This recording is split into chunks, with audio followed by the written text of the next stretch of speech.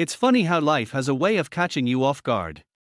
One moment you're walking through your ordinary days, the next something small but profound shifts, and suddenly everything feels different. That day, the shift came in the form of my sister, Lisa, and a bag full of clothes. I was lounging on the old leather couch in the living room, one of those places where the creaky springs always reminded you that it had seen better days, when she walked in. I hadn't heard her pull up. She always had a way of sneaking in without a sound. Lisa, ever the one with a bright energy, dropped the bag in front of me, her smile barely contained, like a kid with a secret. "What's this?" I asked, squinting up at her. "Just something to brighten your day, old man." She tossed a playful wink my way, leaning over to ruffle my hair, just like she did when we were kids. It was a familiar gesture, but this time, something about it felt different, more knowing, maybe, like she was seeing something in me I wasn't fully aware of myself. I had been getting older, and truth be told, a bit more stuck in my ways. I wasn't the kind of man to shop for new clothes, or think about how I looked for that matter. A few jeans and shirts, a sweater or two, and I was set. But Lisa was persistent. She'd been on me for months, teasing me about the state of my wardrobe, reminding me that I was still a man with a life to live, a man who deserved to feel good about himself. I pulled out the first item from the bag, a light blue shirt, soft to the touch, the kind of color that felt fresh and new but wasn't too bold. Lisa had perfect taste, of course. I could already tell. It wasn't the kind of shirt I'd usually go for, too vibrant, too young, too confident. But something about it made me hesitate. "Try it on," Lisa said, pulling me out of my thoughts. "Go on, humor me." I sighed, more out of habit than anything. She'd gotten her way before. And I wasn't one to argue much with Lisa. She had that charm, that ability to get people to see things they hadn't before. Even if it was something as simple as a shirt, with a half smile, I walked to the bedroom, the shirt in hand, and tossed it onto the bed. The fabric looked so new and different, and I realized I hadn't bought anything like it in years. I'd gotten used to things feeling, well, not so alive. Not so fresh. Maybe I hadn't even noticed until she'd pointed it out. Standing in front of the mirror, I pulled the shirt on, feeling its smoothness against my skin. I was shocked. Not just by how it fit, but by how right it felt. For the first time in a long while, I didn't just see myself. I felt like I could be something more than just the same guy who went through the motions each day. The image in the mirror wasn't someone who had let time dictate what he wore, or who he was. It was someone alive, someone who had a future ahead of him. I walked back into the living room, where Lisa was perched on the edge of the couch, waiting for my reaction. Her eyes sparkled with anticipation. She always had this way of making you feel like you were part of something big, something important, even if it was just a simple moment like this. "Well?" she asked, grinning. I looked at her, then back at my reflection. "You weren't kidding," I said, a laugh escaping me. "This actually looks good." Lisa leaned back, hands behind her head. "Told you so. You're not as old as you think you are, you know. You still have plenty of life left to live." There was something in the way she said it, something that made me pause. She didn't just mean the shirt. She was talking about me, about how I had let years slip by without realizing I still had so much potential, so much energy to give. I hadn't thought about it that way, but looking at myself now, something inside me shifted. The clothes were more than just fabric. They were a symbol, a nudge, a reminder that I wasn't stuck. That I could change, grow, be more than what I had allowed myself to become. "You really think so?" I asked quietly, unsure where the vulnerability was coming from. Lisa didn't hesitate. "I know so." She leaned forward, her voice a little softer now. "Look, I know you've been alone a lot. And I get it, I do. But you don't have to do this alone, okay? You deserve to feel good, to have someone who sees you, who cares." There was something about her words that hit me harder than I expected. I hadn't realized how much I had been keeping to myself, how I'd become a bit of a recluse in recent years. And yet, here she was, reaching out, seeing past my gruff exterior and reminding me that I was more than just the man I had allowed myself to be.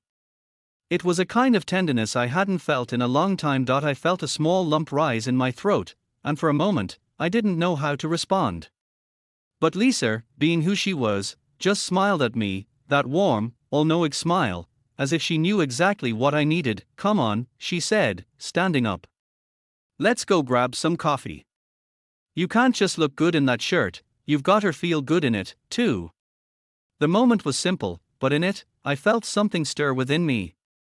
Something new. And as we stepped out the door together, I felt lighter, a little bit more alive.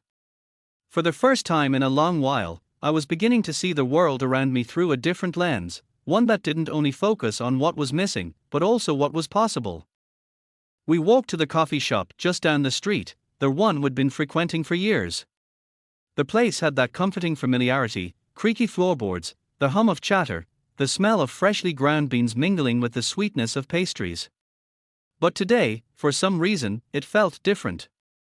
As if the world around us was shifting into something I wasn't quite prepared for. Lisa was talking, of course. She always had something to say. And I was listening, as I always did, but my mind kept drifting back to that shirt. It wasn't just the way it fit, though it felt good, the fabric light against my skin, it was the way it made me feel about myself. It felt like I had permission to breathe again. She pulled me from my thoughts when she nudged me with her elbow. "Earth to big brother," she teased, her grin wide and warm. "What's going on in that head of yours?" I blinked, realizing I'd zoned out. "Sorry. Just thinking." "About what?" "About you, I guess," I said, unsure how to explain it. "About how you always know what I need, even when I don't." She smiled and shrugged, the glint in her eyes softening. "I know you better than you know yourself sometimes." Then, her voice took on a teasing edge. "I mean, who else is gonna save you from wearing the same boring shirts for the next 10 years? I laughed, but there was something in her words that stuck with me, something deeper. She wasn't just talking about clothes. She was talking about me, about who I was. And for the first time in a long time, I realized just how much I had been hiding from myself. We reached the counter, and Lisa ordered us each a coffee. I could feel my hands twitching, like I was about to do something I hadn't done in years. Something simple. Something important. She handed me my cup, and we moved to a quiet corner, the sunlight filtering through the windows, casting soft golden hues across the room. I took a sip, the warmth of the coffee grounding me, but my thoughts were still with Lisa's words. The truth was, I'd been running from the idea of change for a long time. The idea that I could actually shift into something different, something more alive. "So," Lisa said, settling into her chair, "tell me what you're really thinking." I hesitated, unsure whether to let my guard down completely. I'd never been the type to share everything with her, or with anyone for that matter. My thoughts, my feelings, those were mine. But sitting across from her now, something about the way she was looking at me made it impossible to lie. "I don't know," I began slowly, letting the words find their place. "I just feel like I've been stuck. Like I've been standing still for too long." She didn't interrupt, just waited for me to continue, her expression a mixture of patience and understanding. "I've spent so much time holding myself back," I said, the words almost foreign to me. "I don't know when I started doing it, but somewhere along the way, I stopped living. Really living. And now I don't even know where to start." Lisa set her cup down and leaned forward, her eyes focused on me in a way that felt different, like she was seeing me, really seeing me, for the first time in ages. "You know what I think?" she asked softly. I raised an eyebrow, unsure what she meant. "What?" "I think you've been waiting for someone to tell you it's okay to start over. But the truth is, no one's going to give you permission. You've gotta give it to yourself." The weight of her words hit me like a ton of bricks. I was waiting for some sign, some grand gesture that would give me permission to move forward, but I'd been the one holding myself back all along. It wasn't her responsibility. It wasn't anyone's but mine. I swallowed hard, suddenly aware of the tightness in my chest. My mind raced, but I couldn't quite piece everything together.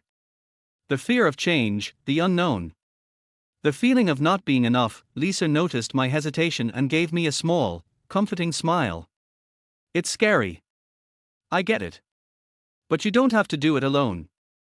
For a moment, We sat in silence, the hum of the coffee shop around us like a soft background noise to the conversation happening inside me. There was a stillness in the air that felt almost sacred, like we were on the cusp of something important.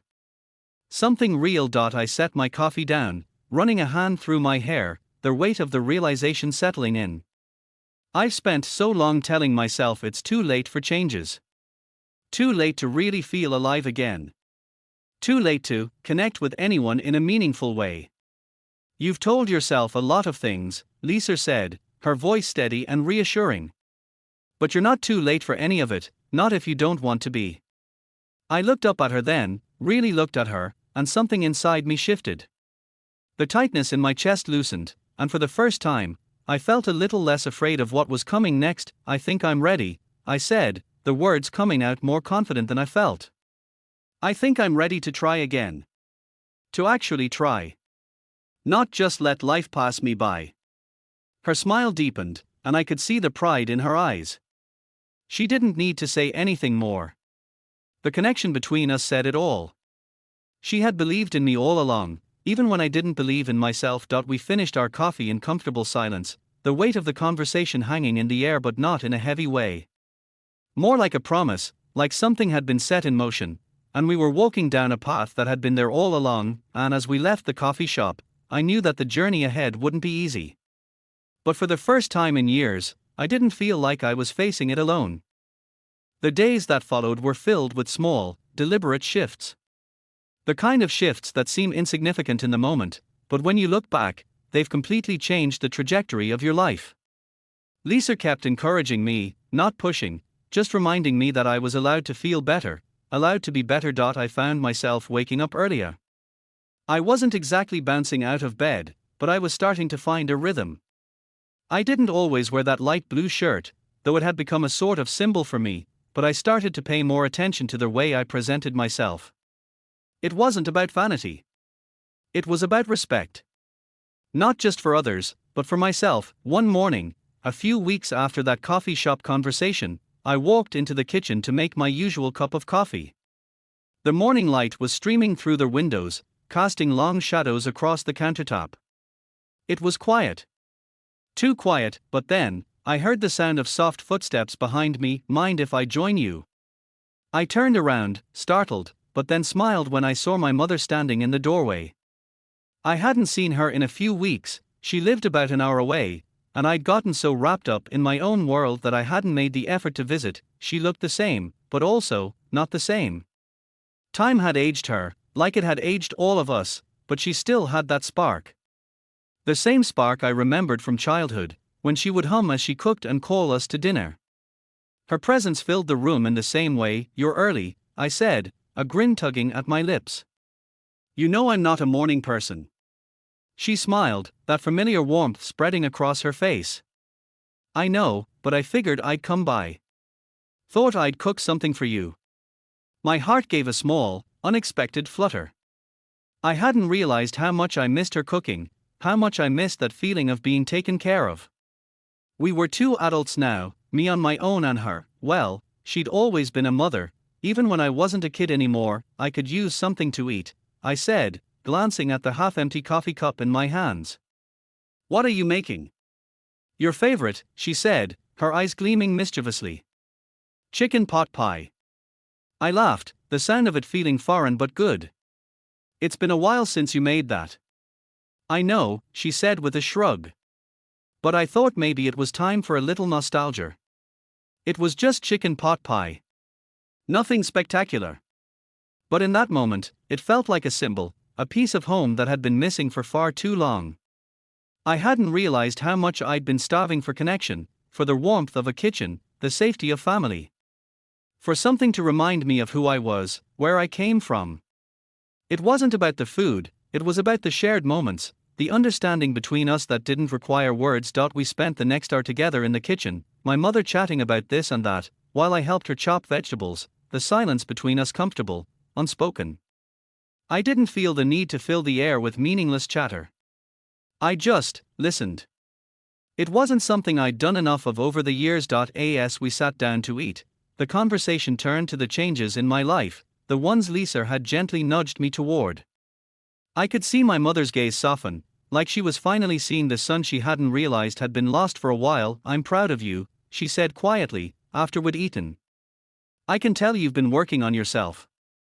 I wasn't sure how to respond to that. My mother was never one for praise, at least not the kind that felt like it came from her heart. She was more of the show, don't tell type, and I knew that the fact she'd said it meant something. "I'm trying," I said, my voice quieter than I intended. "Trying isn't the same as doing," she replied gently, but her words didn't sting. "But I can see that you're starting to believe in yourself. And that's where it all begins. You don't have to be perfect. You just have to try. Every day."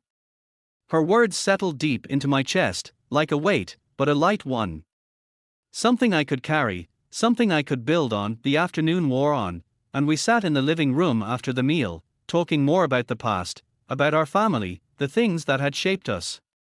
It felt like a bridge was being built between us, a connection that had been missing for years. I realized, not for the first time, how much I had been holding back from those who loved me. How much I'd isolated myself because I didn't want to face the vulnerability that came with being seen. But here I was, with my mother, my sister, and a new sense of clarity.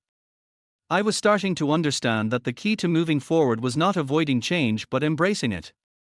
Not hiding from the messiness of life but leaning into it. Later that night, after my mother had left, I sat on the couch again, that same old leather seat that had seen so many hours of my life pass by. I pulled the light blue shirt from the back of the chair and put it on again. It fit just as well as it had before, but this time, I didn't need a reminder from Lisa to know what it meant. I wasn't the man I had been when I first started this journey. I had given myself permission to change, to live again. And I knew, as I looked in the mirror, that the real transformation had come from the inside out. The clothes didn't make the man. They were just a symbol of the man I was becoming, and as I turned off the light that night, I felt a quiet peace settle over me, knowing that the path ahead was no longer a road of uncertainty. It was a road of possibility, and I was ready to walk it.